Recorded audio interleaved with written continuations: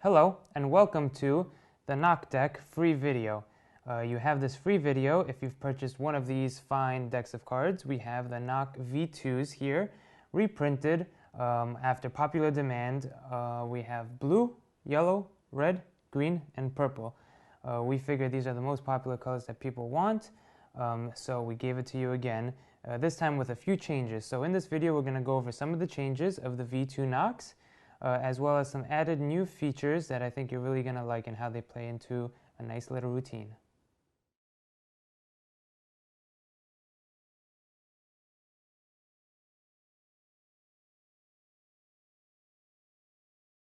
Okay, let's get into the details of the Knock V2s.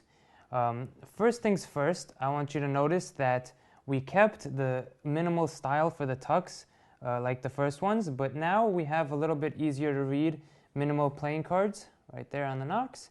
But of course we still kept the beautiful printing on the inside with the minimal quotes just like that. So every single one has printing on the inside with their own quote like this. I like the yellow ones because I like to assort them with my watch and or other things that you might wear. But let's go ahead and we'll pick the red one to demonstrate what the key differences are. So as you open it up, you'll see that they should be they're in new deck order. They're not now because I just shuffled them, but I wanted to keep a few things that I wanted to show you. The jokers we kept identical because everybody needs two identical jokers. That's always great for sandwich effects and that kind of stuff. Now here I took the liberty of taking out all the court cards from the pack. As you can see, we spent a lot of time customizing these court cards in a very minimal way. We took a lot of the detail out of it and we've added the 5 colors around in here. So you're going to find blue, yellow, red, green, purple in these court cards, just like that. I like this King of Clubs. This is a nice one, Suicide King, and so on and so forth. So definitely a very nice feature that I think brings the whole design together as a whole, court cards. Now something very interesting that we've done is in the V1s we've had an extra duplicate Queen of Hearts in the pack. Well, this time we took a look at the order of the pack, and besides the HOPC ad card, which you could just toss out after you open the deck or keep it and save it for the HOPC ad card advantage that we have going. Remember, if you send these in, you could get percentages off, but more about that on the site. If you look at the new deck order, it would start with the Ace of Hearts, then 2 of Hearts.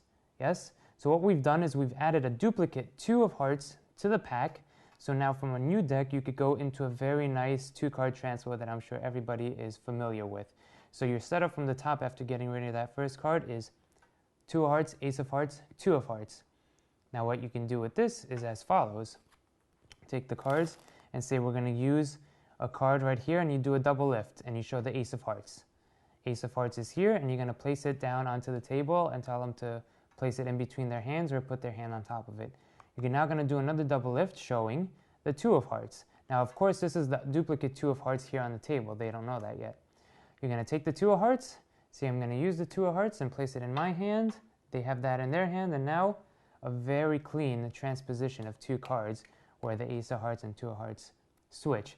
Straight out of the pack using the duplicate 2, which I think is a very nice feature. If you don't want to do this, you could use the duplicate for a variety of different effects. That's all up to your imagination. So that's one effect that's built into it.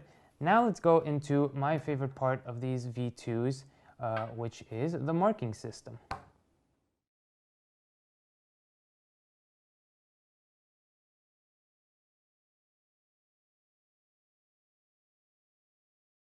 Okay, my absolute favorite feature of this deck, besides the new and awesome thinner borders, I know a lot of you guys asked about thinner borders, so that's what we implemented into this V2. But my favorite feature besides that is they are actually marked for suit. So you could tell if a card is red or black by looking at the back, and you could also tell if it's a club, a heart, a spade, or a diamond. So pick up your deck and first of all, try to see if you could figure it out, because we've put a lot of effort into making it, first of all, the backs are plain, so how could they be marked? And that's what makes this so cool. So pick up your deck, do the riffle test, see if you can figure it out.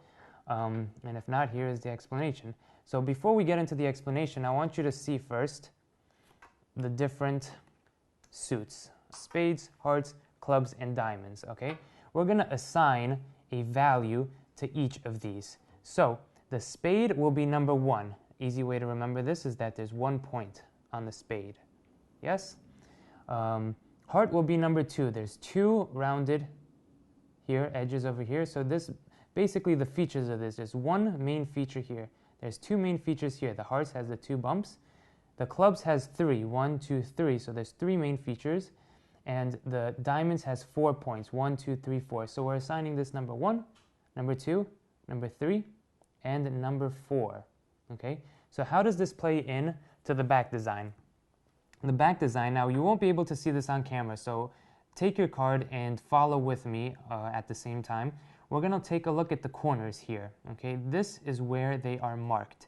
So remember the numbers: 1, 2, 3, 4. We have here the corners, and the corners will either be pointy or sharp. Okay, so you're going to need to play around with this and take a few cards and compare them, 1 and 1. But you're going to get the feel of it that some corners are rounded and some corners are sharp. All right. For instance, we're taking a look at this one over here, and I'm seeing 1 rounded and 3 sharp. So we're only going to look at the sharp ones. We have 1, 2, 3 sharp ones and 1 rounded one. So we're going to count the sharp ones. There's 3 sharp ones. We know it's going to be a club because club is number 3. If there were 2 sharp ones, we'd know there'd be a heart. If there was only 1 sharp one, it's a spade, and if all 4 of them are sharp, it's a diamond. Again, it's hard to see on camera. You won't be able to see this, but when you have your knock deck in hand and you take a look at the card, it'll be very noticeable. 1 is sharp, like this, and 1 is rounded. All right, so those are the 2 options, and then you just count. You see rounded 1, 2, 3, you do this in your head, you know it's a club, okay? If, for instance, we go into another one over here, and now I see 1, 2, 3, 4 sharp ones, and I do this really fast in my head. It's just a glimpse. 1, 2, 3, 4. I know it's a diamond. Okay, so that would be a diamond like that because it's number 4. Same thing goes for number 1, 2, 3, and then 4. So that is the marking system. It's that easy.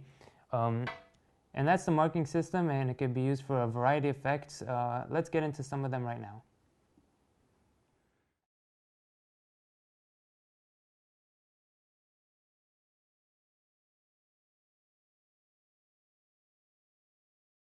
Okay, let's get into one of my favorite things that I do with this marking system. It stems from one of my favorite effects, Pitt Hartling's Color Sense, off his Card Fictions book. Now, with that routine, you're determining the color of cards after they're shuffled, either red or black. This takes it a step further, and we could actually see how we go from colors to suits to the actual value. And it helps, obviously, if the cards are marked in this way, so let's get into that right now. Cards are shuffled by the spectator, and now what I do is I get a peek of the top card. So let's say we're going to force the Queen of Hearts. You're going to need to force that card. So we're going to get into your favorite force. You go ahead and you force the Queen of Hearts on to the spectator, and you tell him, don't look at it, place it on the table, place your hand on top of it, put it in your pocket, whatever, but just don't look at it. So we're going to come back to that in a second. And you're going to say, I'm going to warm up now with the deck. So now what you're going to do is you're just going to read the markings on the cards. And I don't start with the suit. I start with the color first. So I'm going to first determine in my head the suit because that tells me the color. Right now I see 2 pointies, so I know it's a heart. So I do this and I say red, and I start to determine the color of the cards only. Black. And you do this about 3, 4, 5 times. Red. And you play it up.